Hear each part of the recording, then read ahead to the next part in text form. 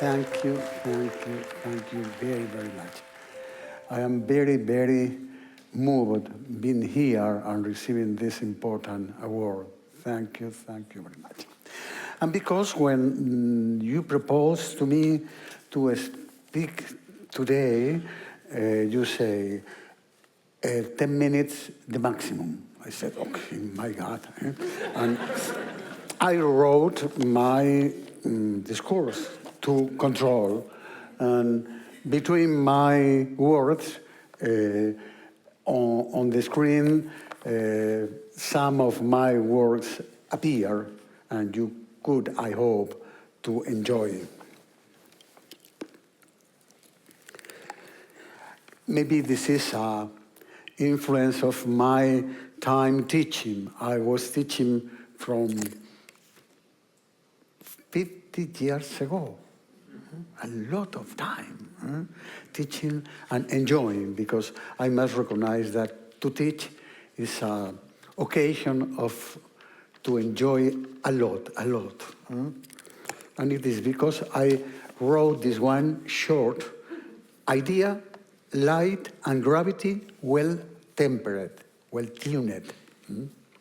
When a Russian architect named Melnikov decided to build his own house, that fascinating white cylinder in Moscow, he wrote these rotund words: having made myself the boss, I entreated her, architecture, to throw off from herself the shawl of marble, wash off the powder and rock, and reveal herself, and clothed as good, graceful, and young. And as befits a true beauty, she turned out to be very agreeable and compliant. You use the word essential. I like to make an architecture very essential, with very few elements. No minimalism, but few elements. It's like poetry. A pair of hours before was a poet here reciting her poems, and with the sound of the music, magnificent. It's like poetry. Poetry is not a minimalism in literature. It's only the precise words capable to remove our hearts. This is the beauty that one wants for his architecture. A naked beauty, intelligent, essential, capable of captivating our minds and hearts. The mind, with the overwhelming logic and reason, with the precision of the dimensions, the efficacy of the proportions, the clarity of the scale, with a built idea, built ideas. We are not making caprices.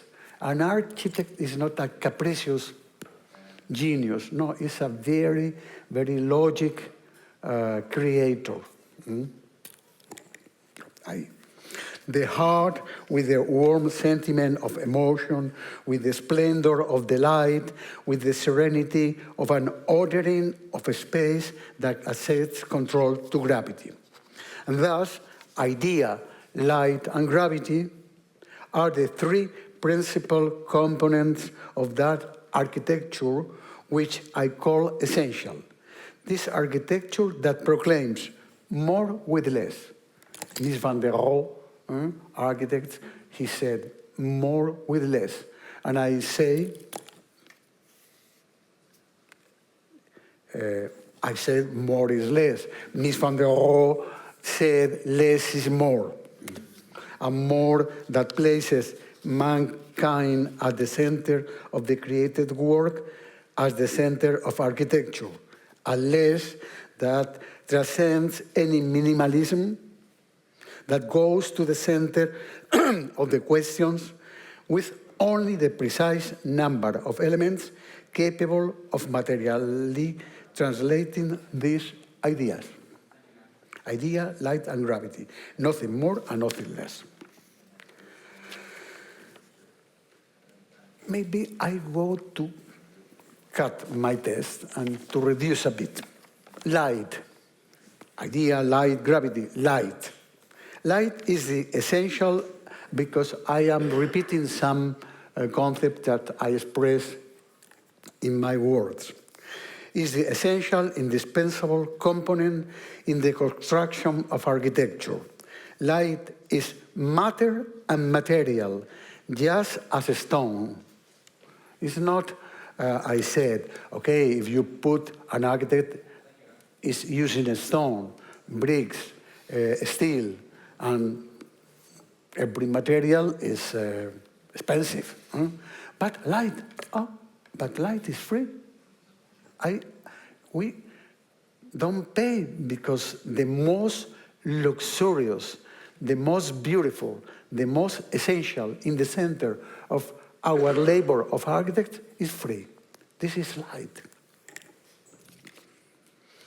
Without light, there is no architecture. I wrote, and I entitled some of,